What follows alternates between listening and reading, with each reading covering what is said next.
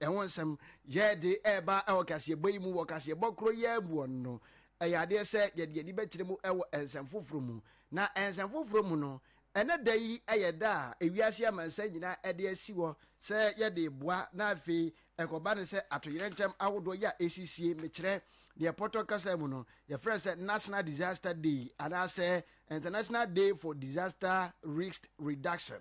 ya ende oba to ya TV mantama nadmu adwumaku no so wonom asesa afa ye ho nsem no ye beka ho asem e okase boyi emu enwachi e okase boyi mu no aye osoafo ya wono ohwe apomden ho nsem so yewuru munyamfo kwabra minta kando de ne atem wa yaresabia hodo bidi adwuma ene okodi ni ho e ho nsem okase boyi mu ensem bi afoforo pika ho ya ade ba ko ande de ye behwe abo ho komo ne se na nsem mu hwa abia fonten video so ne obenwa ne se yakoto ahye obi so ye mo ba mani ade asa obonyefo akoto ahye ne so ne yakika kan ho nsem nti ye ne opani ba ko be bon komo ne ya hwe bambo ya e wo se ye hwe ede boa ama mo ba mani adwuma ku no wonom ehu etimi eto wo no ehu nsem e wo ha ne nsem awuro pika ho a yasi nkondwa ye kenkan nyina ede ama Facebook no kai se My Liberty FM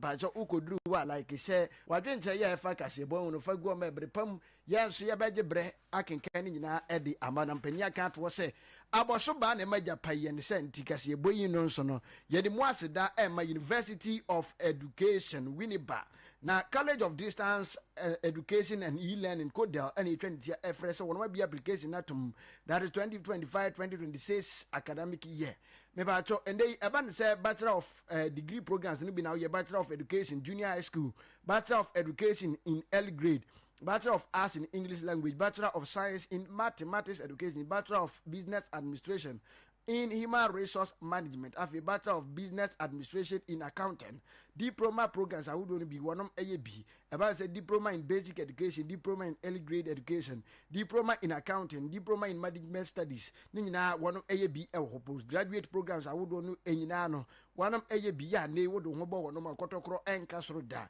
the Bachelor as a also study center, na make for the amount. Friend number is 0243 7042 970243 704297 and afi 0542 9365 92 0542 9365 92 nafi only University of Education Winneba College of Distance Education and E-Learning and penny for etmi abonko mo we say so study center na make am for adwuma ko ya da roma and waso mi mu America se boyi enso ebrewo meka wo se ene ya oti e okase boyi akenkan mo no eyeme osomafo kwame ousu ti kese KOT Ghana de se entwa enwusi makoma bi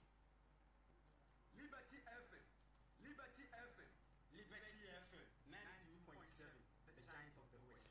Aye o man de se ma yen share kase bono akenkan ase emfama ne ye share kase bono akenkan ase a yeguso eka wo se ko Facebook ampacho aye My Liberty FM opani ye friend se ADB na da romanti wajai agum ya de se nyina enya bia hwe na afi ne ma nyina enso etimi akonkan tu ko Facebook na ya na wabo My Liberty FM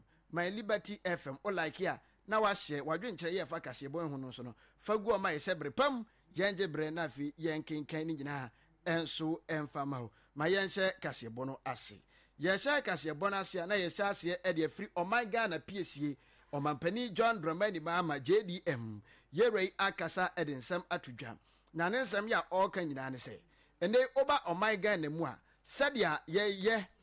enso so se nei oba enya dibra e wo se ne saka be ma so e na ade ne fata no ha e wo se ye de emba no na enkoye yimu ne potokasam ye friend say gender equality no e ya de se o my Ghana sese no e ya de se e koso ye papa ya wa kirem se e wo na mambo mu mpu no asoafo no e ya de se dodo no a eye ma eno achi nso no se ukọ enmakuo ahodo offices ahodo de kekeka ho a e ya de se wonom abo modern bia ya ye kasa no wonom eboa se e ma dodo no a na wonom offices ahodo ya wonom eye adwuma na omampani John Dramani Mama ne nkasa ya odi etu dwa nam so ma wode betu dwa kirem se ene oman Ghana owese ne niema esi ko ne ahoboa ya oman no ya ense da nye ne hu se ebre bi beba ya jebenya oba kra ya odinkan se ono ene ba so omampani ya obetoto oman Ghana yenyi edie ene yenkan ko na yerei ede ensemi ɛde ɛto dwa wabra na ɔkasa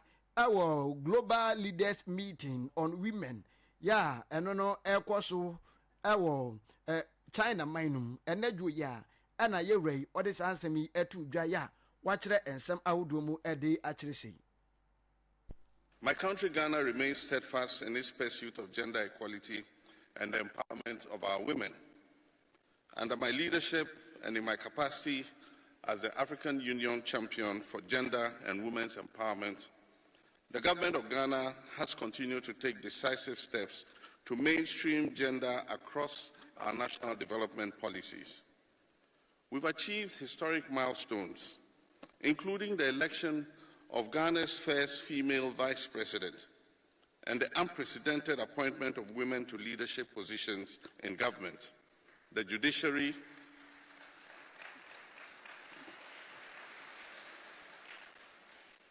the security services, and key national institutions.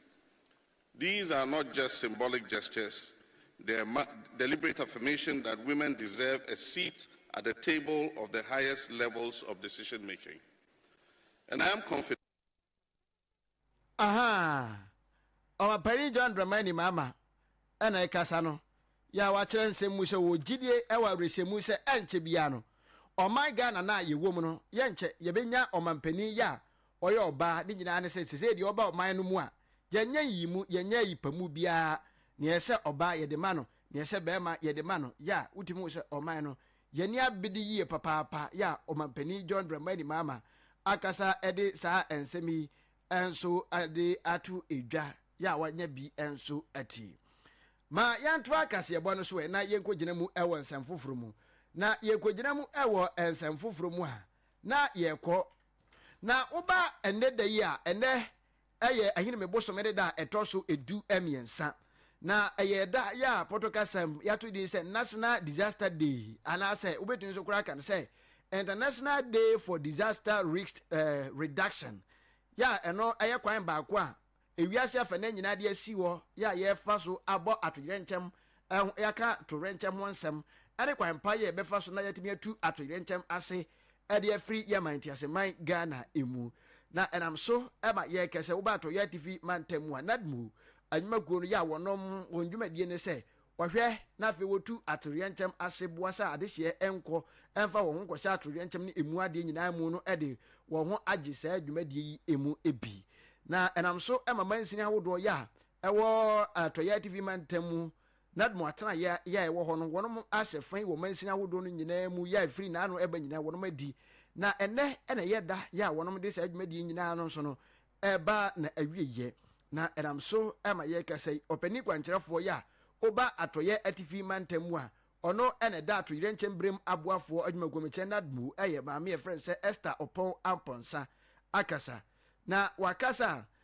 wakasa ede akyerem hia ehia se nyina yebeka enti abom na fe yatimi aboa atu atoyerenchem ase ede afri yemayimu na wonenkasa ye ne mu ana maame ya friend say Esther Opon Amponsa esan ede atudwa akyerem se ye nyina ya sede se beboa na ka atoyerenchem no ye emmakura isan se eba na ye tu ase a ya na ede ye papa na ohwe afi eti asan ya wono me di dwuma fund resilient not disasters ya eno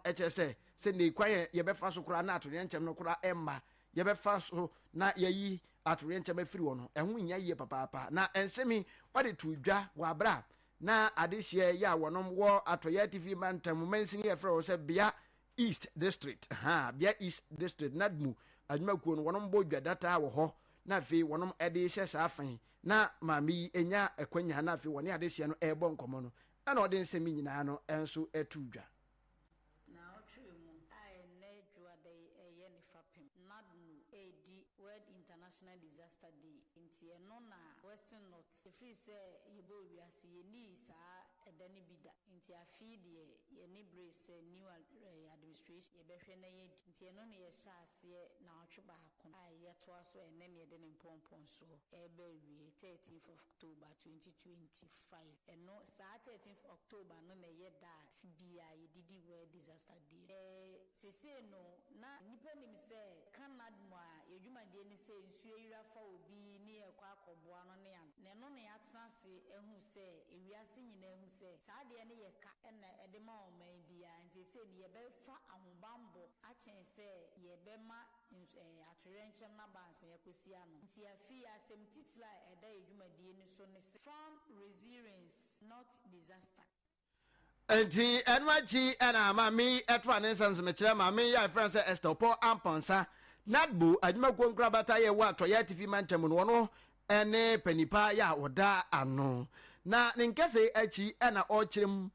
nya ehia ene anamonto ya nadmu adwuma kuo no wo na wotwe dwumadie ya wono mudi ya ne pompon so eye enne mekire National Disaster Day. And I say, your friend say International Day for Disaster Risk Reduction. No, and that day, ya one of 80. No, and I'm on Toya one more two now. What she say, one more two, the boy say, at Yanchem Kurano, ABC, na campese, ya quaco, and no obo bosso, and then they say, Yasha fine a vino, a free sabre qui, and I'm on Toya. At Yati Mantam Titu, one be two, Edia Boama to Yanchem Kurano, ya bre asie, na ebikura and my mantemuno, and also Ochremu is say Eddie Etre.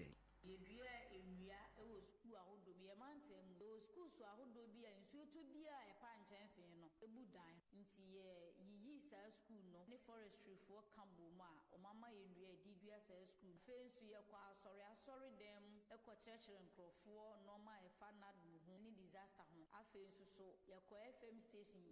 district in municipal Bian region, ye normal, I would do be bra, ye debabo at Rencham home. I am an insomma, ya dika sibebre, I'm not a dika ye training, ya inspections I would do a normal a walk. Ye mantamima a boama at Renchamba. Inti say ye to us a danya, a see watcha, akaka cramanabu, na omo yomudia, a you manini na yugusua, ye booby, ye ma a dera for a booby, any assembly into a cambo me booby, yet tiga money and cambo no mumwai. Can they not be renew not do, ye mantam him. Inti your boha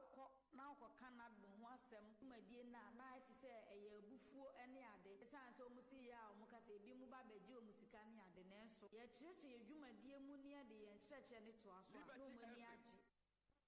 aha ene ya wuti ye ayopani ya oba atoya tv mantam yi mu a wono ene da to ye nchembrem aboafo adwuma kom chenadmu ano aye maame Esther Opon Amponsa ana wote ne se ode ensemi atudwa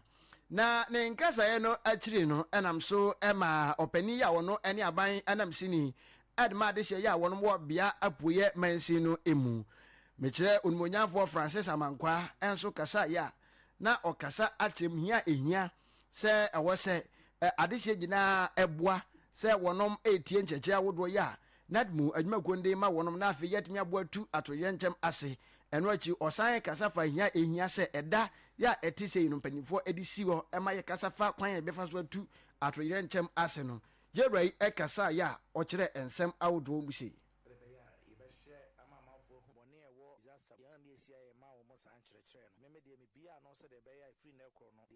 prevent no ombetimi akoso ko bi ne tise so mefu no so omoko ho no omo hu se problem bebre ewo ho in this regard na ya na bontra obi ehu se de ade we si ko no beboa ma obi ehu se afedi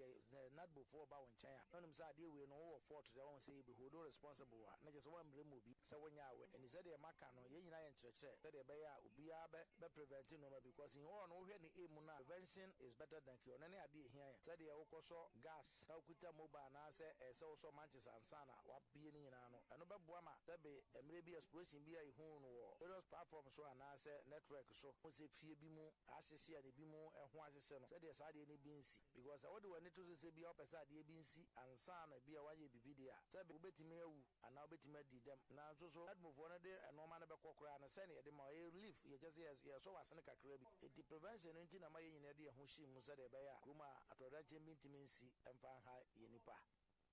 ane ya wuti ye ayaban anam sini ya wujinam de ma de hye ya wono mo bia apoye mansi no emumche bia east mansi ni ye wa to ya tv mantamu onmonyafo Francis Amankwa na wote ne nkan na nsemi nyina beto odwande dai wa bra wono bo odwadata awo adabokrom ya eno no wonom ede esha eda ya efa kwan pa ye befa so ne ya tu kata we kura nye kata hye we mom de ɛyɛ sɛ yɛtu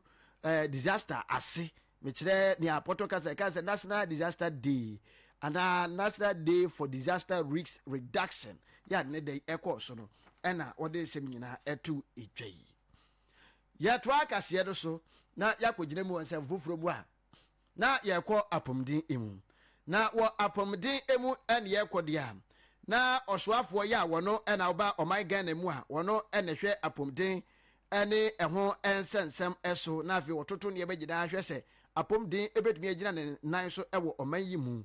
ɛyɛ yɛwura onumonyamfoɔ Kwabena Minta Akando na yɛwura yi ɛna akasa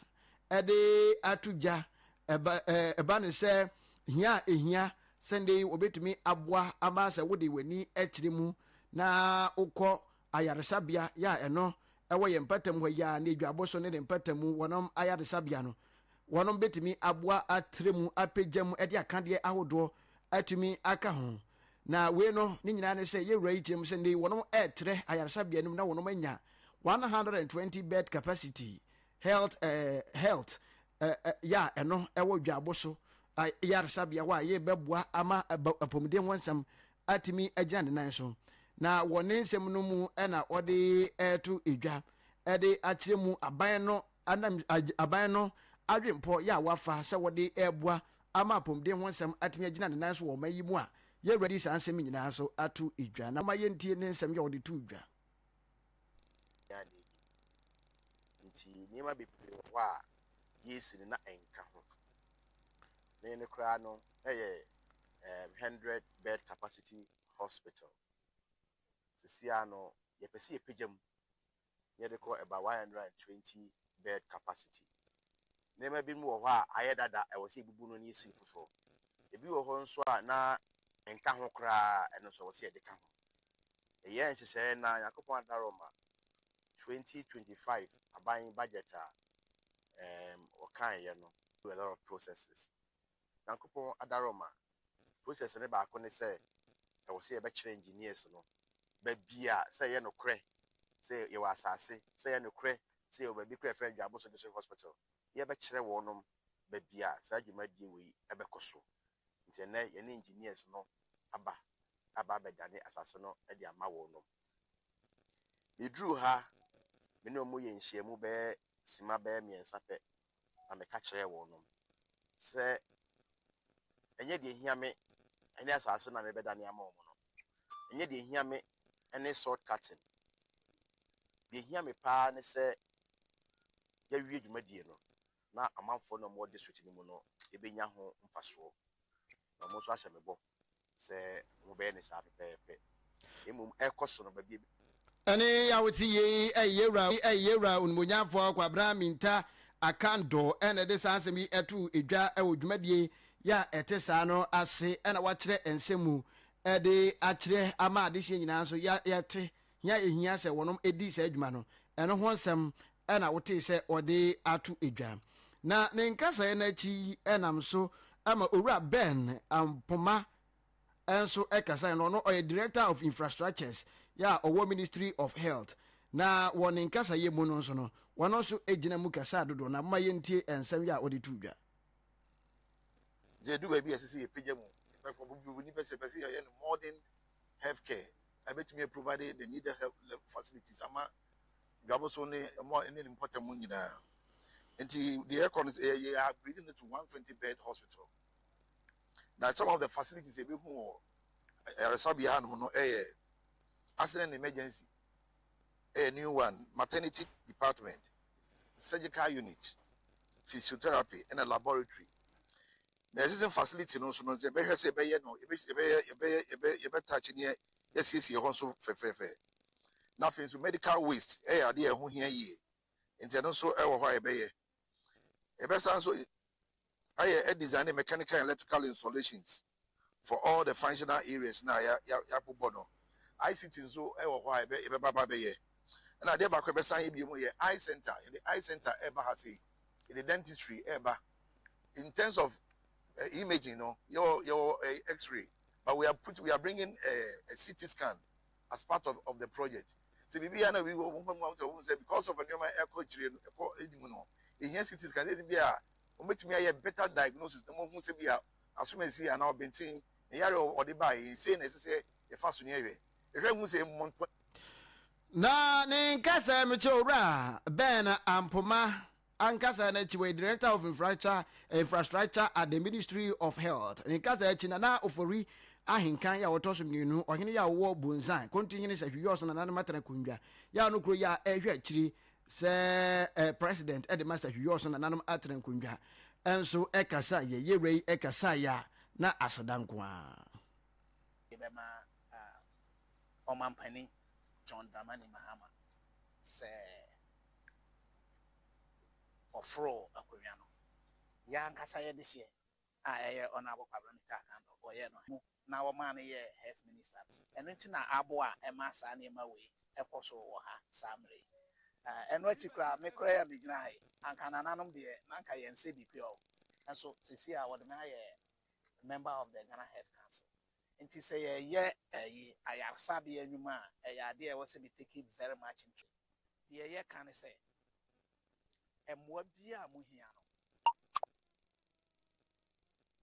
say ye ka say aha liberty adokrum yenu na chiripo enso kasa video so say ye ka say aha liberty adokrum yenu na chiripo enso kasa video so ana waso egusi ya wuti kase ebo ya ugusu ya wuti ana waso egusi ya wuti kase ebo ya ugusu ya wuti eyensem ya samu eyensem ya samufo na dawruma wajebre na fi wasɔre sokoroje ede ufo na dawruma wajebre na fi wasɔre sokoroje ede amaye no eno ena amaye no eno ena yede ema wo na yeto akase ebo no so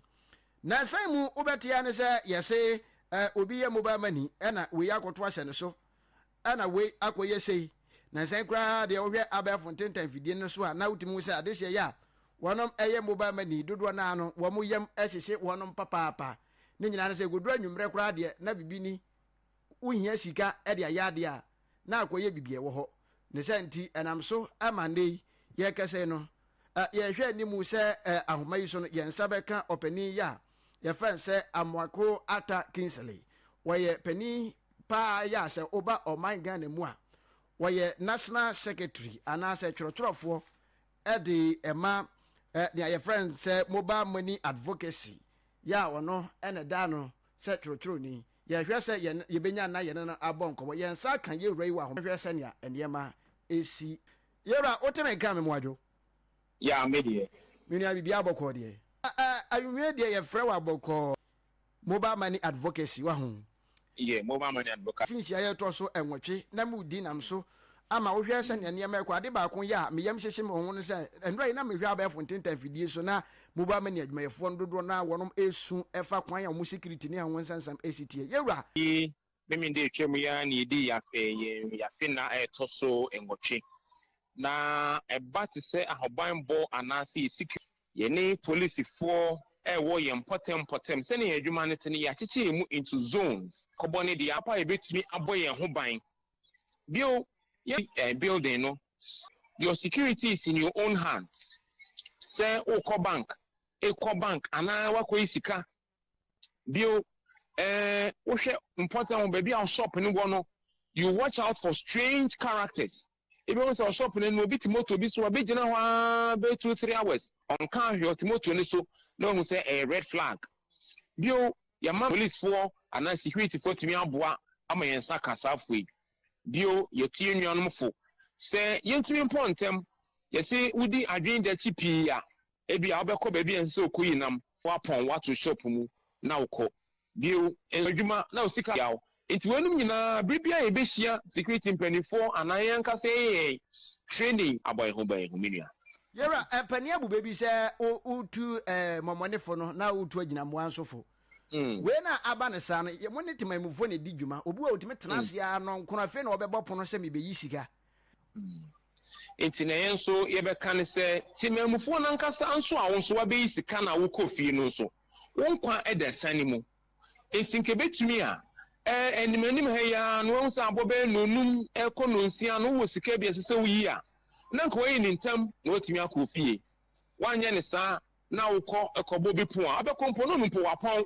noko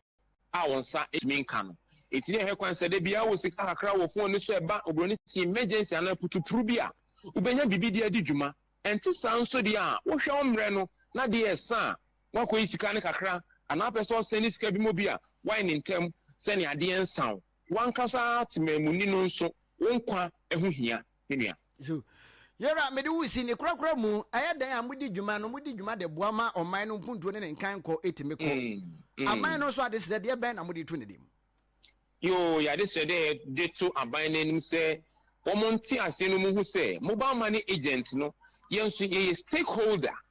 in the mobile money eco business no ananse sika korabia asem no yewumu enti abase wa ne hyehyɛ ne susuye bi tudwa ebebɔ man ni mefa ye sika asem ho ene ye bank asem a yenso ese wo mutumi ne yesi nkonya police one penny phone so ye court sa IDP no mu a ye hwɛ kwan se ye kraka akoto si ye betumi no madi nkita ho na eba planning for security a yenso mobile money ana ye kita sika no so wo begye adwen kyerɛ na empenifo e de ayen hyehyɛ ama oman no eno ne yeso ye hwɛ kwan sa menua yera me da ase anwumre me da wase opani ya ye no ekɔbɔ nkɔbɔ no wono eye twerɛtwerɛfo ya ono sɛ oba oman Ghana mu a eye mobile money advocacy ya ikoyi wono hwɛ